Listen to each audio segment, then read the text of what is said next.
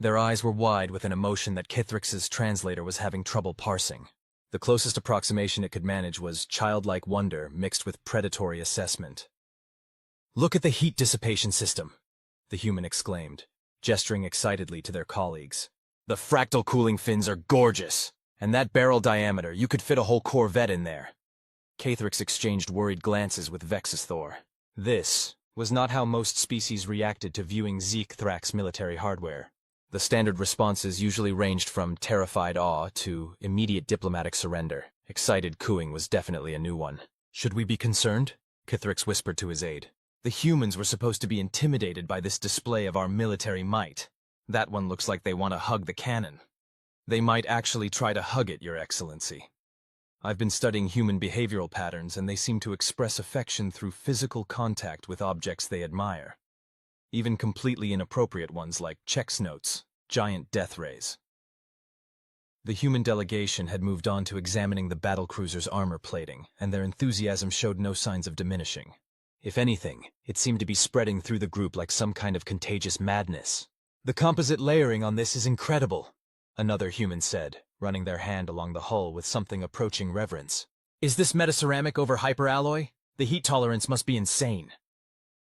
"Actually," one of the Vkr'lak's engineers couldn't help interjecting, chest puffing slightly with pride, "it's a proprietary blend of—" "Your Excellency!" Vexithor hissed urgently. "We can't reveal classified technical specifications to potential adversaries." But it was too late. The humans had locked onto the engineer like targeting systems acquiring a heat signature. Their expressions could only be described as hungry for knowledge. What followed was 2 hours of increasingly enthusiastic technical discussion that left the engineer beaming and the security staff having collective nervous breakdowns. The humans asked questions about things the Vkr'laks had never even considered sharing, and somehow got answers through sheer infectious excitement. "Did Lieutenant Reza just try to take a selfie with the quantum torpedo launcher?" Kithriks asked weakly. "I believe they called it making memories, Your Excellency. Though why one would want to remember standing next to a weapon that could atomize a small moon is beyond me." The tour continued in this vein, with the humans displaying increasingly concerning levels of enthusiasm for every deadly system they encountered. They cooed over targeting computers, debated the merits of various ammunition types, and at one point started an impromptu competition to see who could most accurately guess the yield of various explosives. They were disturbingly close with their estimates. When they reached the bridge, one of the humans actually teared up at the sight of the tactical display. "It's beautiful," they whispered, staring at the holographic command and control interface. The three-dimensional battlefield visualization, the neural interface pods, the quantum entanglement communications array. It's like everything I ever dreamed of as a kid playing space combat sims, but real. Kithriks's tentacles were now tied in actual knots from stress. This was not how intimidation was supposed to work. The humans should be cowering in fear, not whatever this was. "Perhaps we should move on to the diplomatic reception?" he suggested desperately. "There's a lovely spread of traditional Vkr'lak's delicacies." "Oh my God, is that the manual override for the main gun?" another human interrupted, pointing to a relatively innocuous control panel. "The harmonics must be incredible when it fires. Do you guys ever, do test shots just to feel the vibrations through the deck?" The weapons officer opened their mandibles to respond, caught the ambassador's frantic gesturing, and quickly shut them again. But the damage was done. The humans were now sharing stories about their own experiences with various weapon systems, each trying to top the others with tales of bigger booms and more impressive destructive yields. "And then the whole mountainside just disappeared," one of them was saying, gesturing expansively. "The seismographs picked it up 3 countries away." "That's nothing," another replied. "We once tested this new bunker buster that—" "The diplomatic reception!" Kithriks practically shouted. "Right this way, honored guests." He managed to herd the still chattering humans off the bridge, leaving behind a very confused bridge crew and an engineer who was frantically scribbling notes about several suggested improvements the humans had casually mentioned. The reception wasn't much better. The humans spent most of it huddled in corners making sketches on napkins and debating things like theoretical maximum yield and optimal plasma containment geometries. Kithriks caught phrases like, replacing the secondary cooling loop with a regenerative system, and, you could probably double the output if you just... Before his self-preservation instincts kicked in, and he deliberately stopped listening. "Your Excellency," Vexthor said quietly as they watched the humans animatedly discussing something involving antimatter with an increasingly interested group of Vkr'lak's engineers. I believe we may have miscalculated. You think? Cathrix's tentacles had almost achieved consciousness from how tightly they were knotted. The entire point of this tour was to demonstrate our military superiority and convince them to join our empire as a client species. Instead, they're treating our most advanced warship like a fascinating new toy they can't wait to play with? Vexthor suggested. Worse, like a fascinating new toy they already have ideas about how to improve.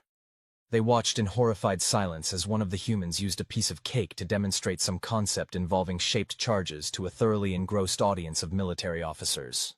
Should we be concerned about this, Your Excellency?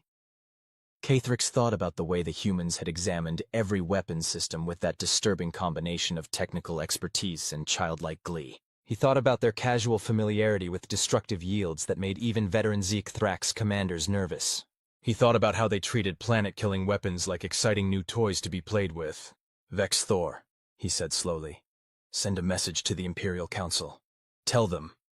He paused, watching a human enthusiastically explaining something about kinetic energy weapons using drink garnishes as props. Tell them we should seriously reconsider our expansion plans in human-controlled space, and maybe look into some defensive upgrades. A wise decision, Your Excellency. Should I also cancel tomorrow's planned demonstration of our new planetary bombardment system?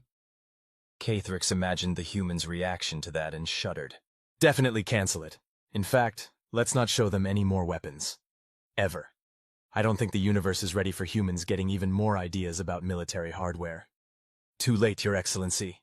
Look.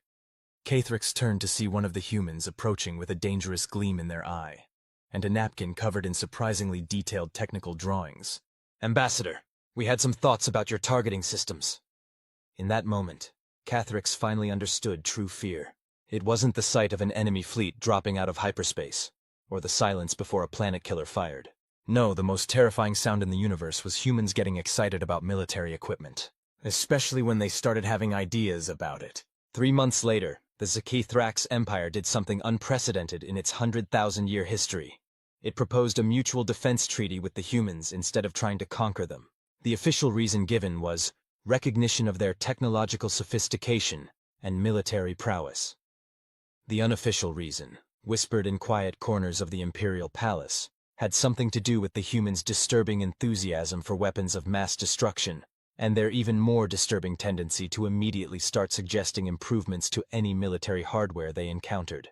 As First Attaché Vexthor put it in his classified report, any species whose first reaction to seeing a planet killer is to squeal with delight and start sketching upgrades is not one we want as an enemy. Better to have them on our side, where we can at least try to channel their terrifying enthusiasm in a direction that doesn't involve us. The humans, for their part, were delighted by the treaty, especially the parts about technological exchange and joint military exercises. The universe would never be quite the same.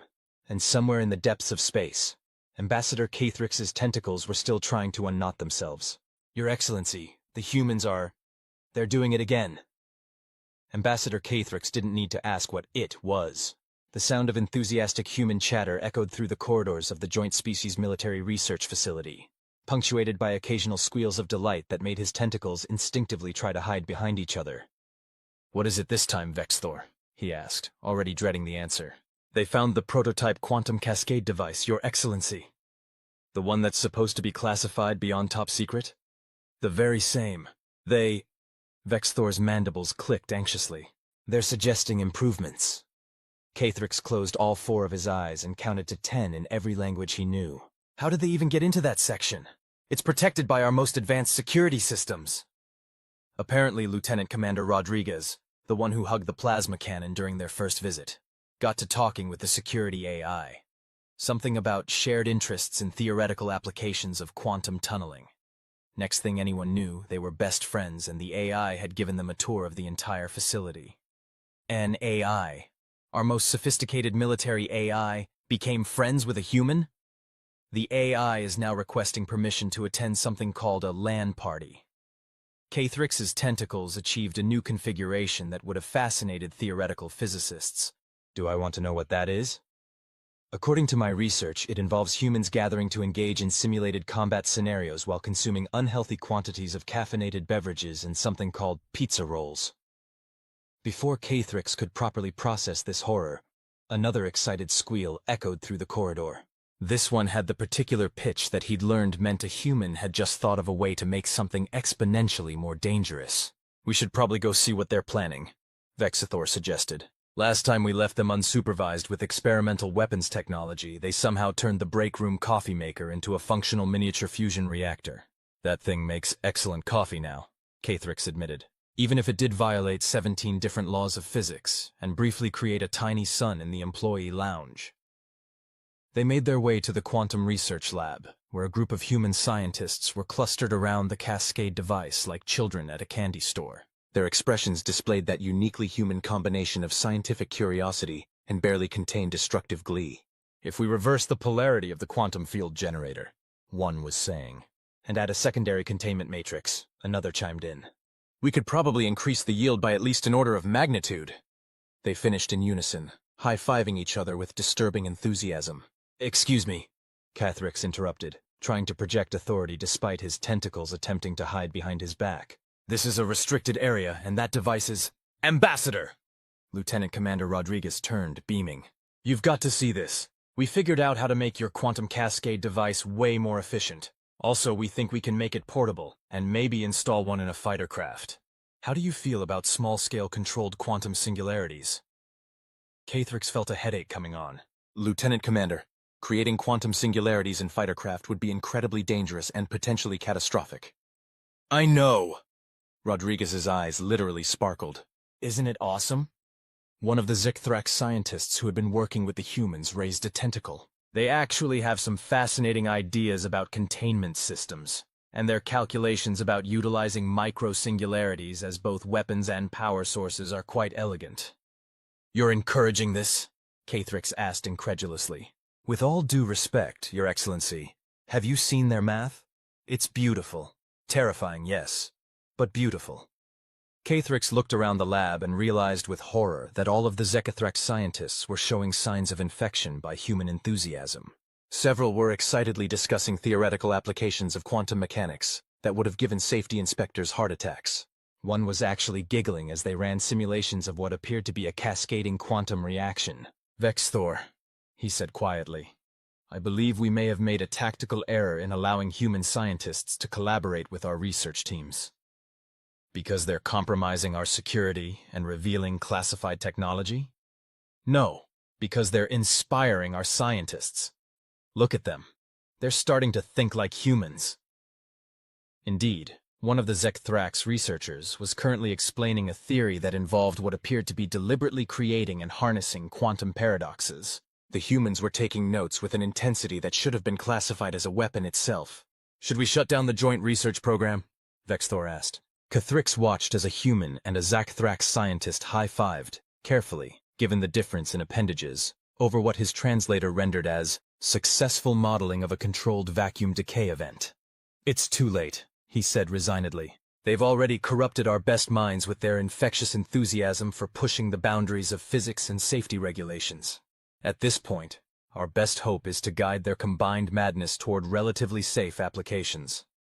Define relatively safe, Your Excellency? Anything that doesn't risk unraveling the fabric of space-time itself. Another cheer went up from the group. Cathrix didn't want to know what had caused it, but Rodriguez bounded over anyway. Ambassador, we just figured out how to harness zero-point energy fluctuations to create a theoretical framework for a weapon that could... Well, maybe we shouldn't discuss the exact effects, but trust me, it's amazing! Cathrix's translator gave up entirely on interpreting the human's expression, displaying only error. Enthusiasm exceeds safe parameters. Lieutenant Commander, he said carefully, perhaps we should focus on less reality-threatening areas of research. Oh, don't worry. The chances of accidentally creating a vacuum decay cascade are relatively small. Like at least 70% chance it won't happen. That's not as reassuring as you seem to think it is. Would it help if I told you we've already designed 3 different fail-safes? Would these be anything like the fail-safes you designed for the coffee maker that now requires radiation warnings and can only be approached with protective gear? Hey, that was one time. And nobody got more than a little irradiated. Besides, the coffee is great, right? Vkr'lak had to admit the coffee was indeed excellent, even if drinking it did make his tentacles glow slightly in the dark. He was about to respond when another cheer from the research team made him wince. I should go check on that, Rodriguez said excitedly. I think they just figured out how to stabilize the quantum matrix using monopole magnetic fields. As the human bounded away, Vkr'lak turned to his aide. Vek'lak, update the treaty provisions. Add a clause about mandatory safety oversight for all joint research projects, and maybe something about prohibited areas of quantum mechanics. Do you really think that will help, Your Excellency? They watched as the humans and Vkr'lak's scientists collectively gasped in delight at something on a computer screen. The radiation sensors in the room began clicking ominously. No, Vkr'lak admitted, but it will make me feel better to at least have tried. Also schedule a meeting with the Imperial Council. I need to warn them that we may have accidentally created something more dangerous than any weapon. What's that, Your Excellency? Human-inspired Vkr'lak scientists. He shuddered. The universe may never recover. In the background, someone shouted something about controlled quantum tunneling and revolutionary applications in weapons technology. The cheering that followed would haunt Vkr'lak's nightmares for years to come. But at least the coffee was good. Your Excellency, we have a situation. Ambassador Vkr'lak had come to dread those words from Vek'lak. They invariably preceded some new horror involving humans and their infectious enthusiasm for things that should not be enthusiastically approached. Please tell me it doesn't involve quantum mechanics this time, he said, his tentacles already beginning their now familiar stress knots. No, Your Excellency. This time it's about the joint fleet exercises. Vkr'lak relaxed slightly. Traditional space combat exercises seemed refreshingly normal compared to the quantum physics nightmares he'd been dealing with lately. What about them? The humans have... well, they've made some modifications to their ships. That doesn't sound so bad. They're calling it Operation Yeet Fleet. Vkr'lak's translator hiccuped, trying to process that term. I'm afraid to ask, but what exactly is a yeet?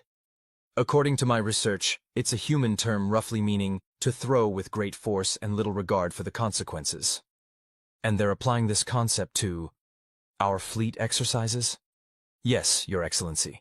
They've somehow modified their ship's mass drivers to... Vek'lak consulted his notes, mandibles clicking nervously. To throw smaller ships at the enemy really fast. Vkr'lak stared at his aide for a long moment. They're throwing ships at other ships. More specifically, they're using modified mass drivers to launch specially reinforced corvettes at capital ships at appreciable fractions of light speed. They're calling them fastballs. That's not how space combat is supposed to work. The humans seem to disagree. Lieutenant Commander Rodriguez says it's just like playing Angry Birds, but with spaceships.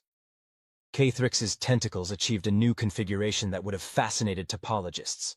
Do I want to know what Angry Birds is? Probably not, Your Excellency.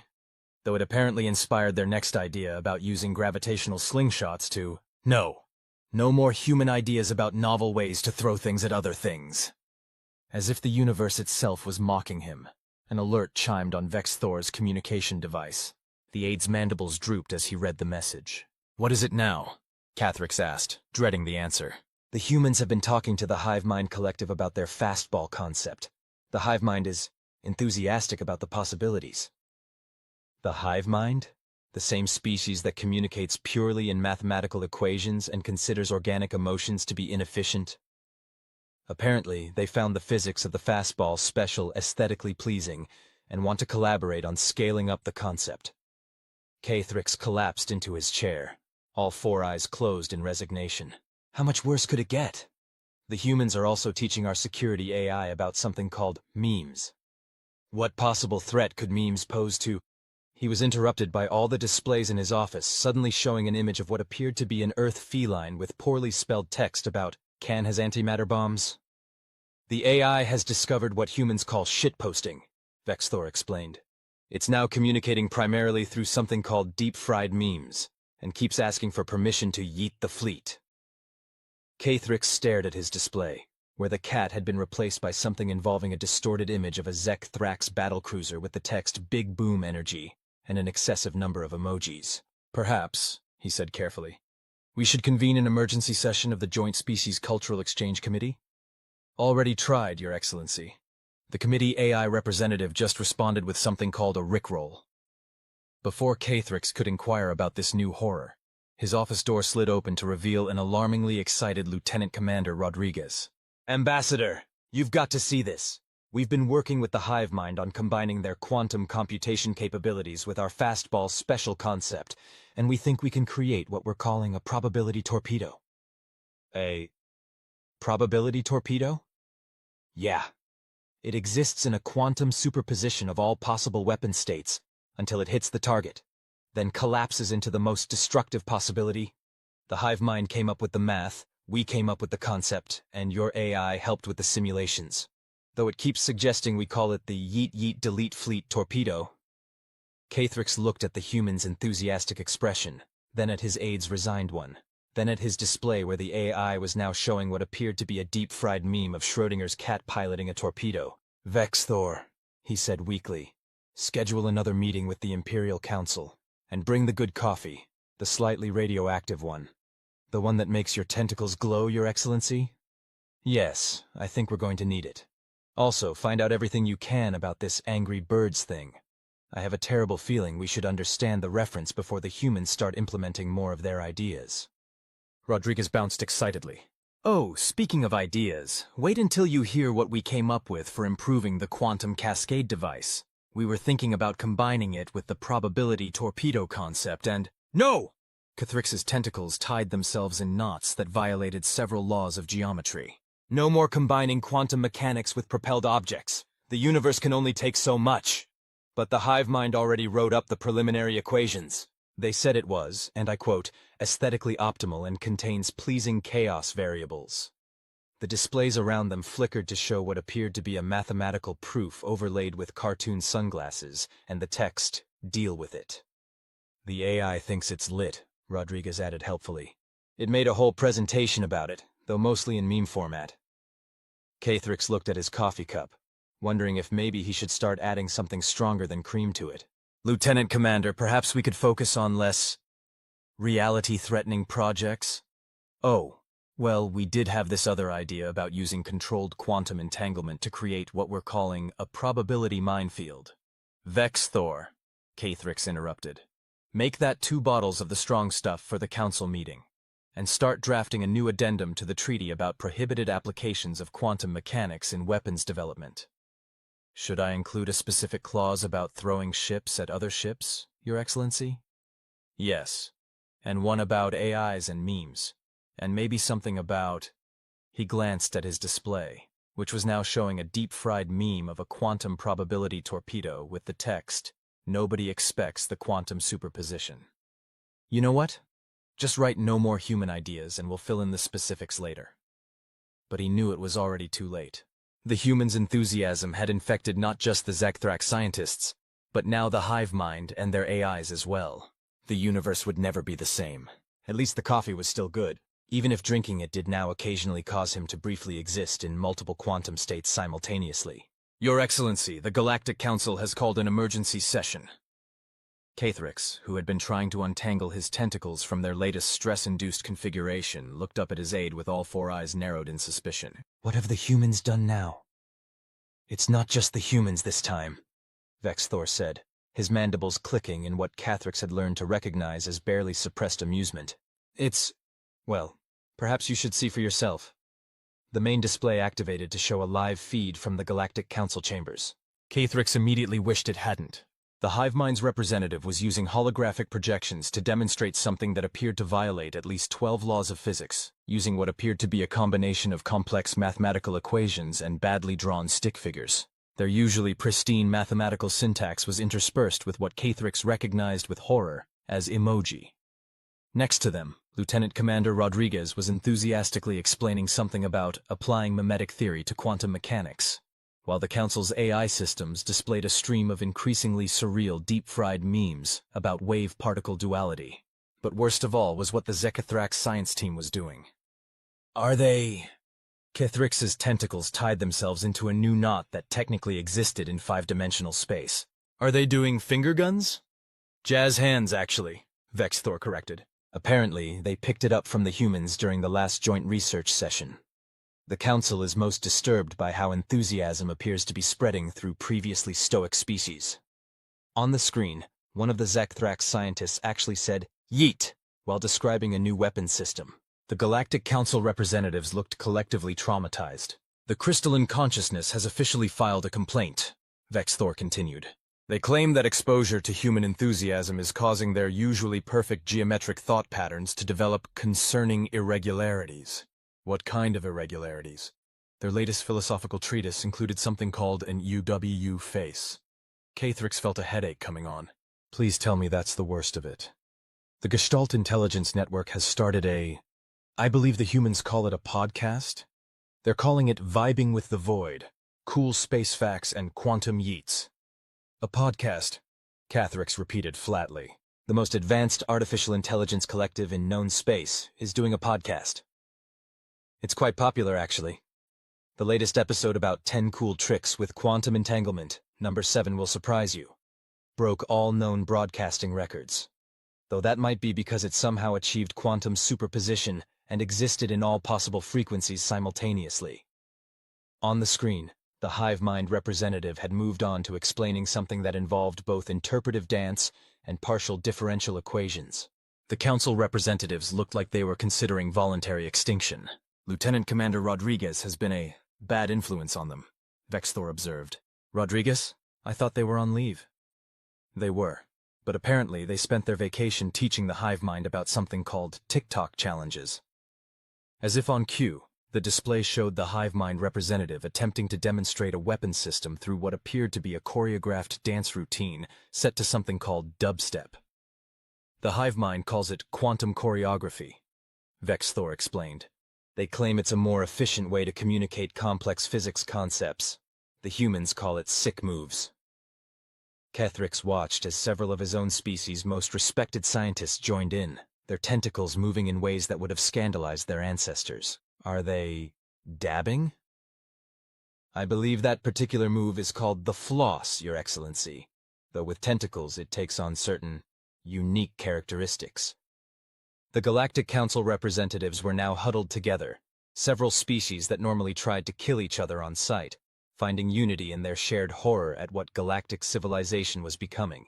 "Perhaps we should intervene," Vkr'lak suggested weakly. "Too late, Your Excellency. Look." The display split to show multiple feeds from across the galaxy. The synthetic collective had apparently started a streaming channel dedicated to epic quantum fails and wins. The crystalline consciousness was composing what they called quantum poetry slams, and the digital ascendancy, usually the most serious of all artificial intelligences, had changed all their official communications to include something called Uwu speak. "It's spreading faster than we could have imagined," Vkr'lak said. "The human's enthusiasm has achieved quantum entanglement with multiple species communication networks. We're seeing unprecedented levels of cultural cross-contamination." "Is there anything that hasn't been affected?" "The ancient ones of the void are still maintaining their usual ominous silence." Just then, another alert popped up. Vkr'lak's mandibles dropped in shock. "What is it?" Vkr'lak asked, dreading the answer. "The ancient ones just posted their first message in 1,000,000 years. It's a TikTok video. They're doing something called the Quantum Challenge, while explaining their theories about the heat death of the universe." Vkr'lak stared at the display, where eldritch beings beyond mortal comprehension were indeed attempting to demonstrate universal entropy through synchronized dancing. "Vkr'lak," he said quietly, "I believe we may need to accept that the universe as we knew it is over." "Because of the humans?" "Because of what the humans have awakened in everyone else." He watched as the Ancient Ones attempted to dab with appendages that existed in 11 dimensions. No one is immune to their enthusiasm, not even beings older than time itself. "Should we try to stop it?" Before Vkr'lak could respond, every display in the room suddenly showed a new message from the hive mind. "Drop the base for quantum supremacy," followed by what appeared to be a mathematically perfect recreation of a viral dance move. "No," Vkr'lak said resignedly, reaching for his slightly radioactive coffee. "I think we're past that point.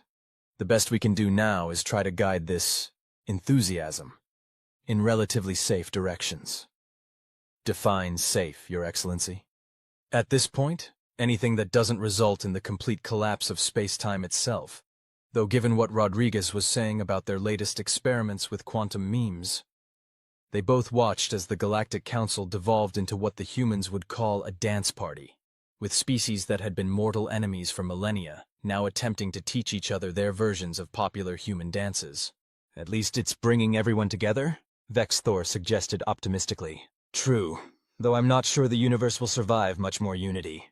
Kethrix took another sip of his coffee, noting that his tentacles were now glowing in patterns that somehow matched the beat of the quantum dubstep playing in the council chambers. Schedule another emergency meeting, and this time bring enough of the good coffee for everyone. Even the ancient ones? Especially the ancient ones.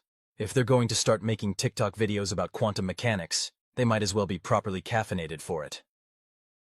In the display, the universe continued its descent into enthusiastic chaos, one deep-fried quantum meme at a time. To be continued,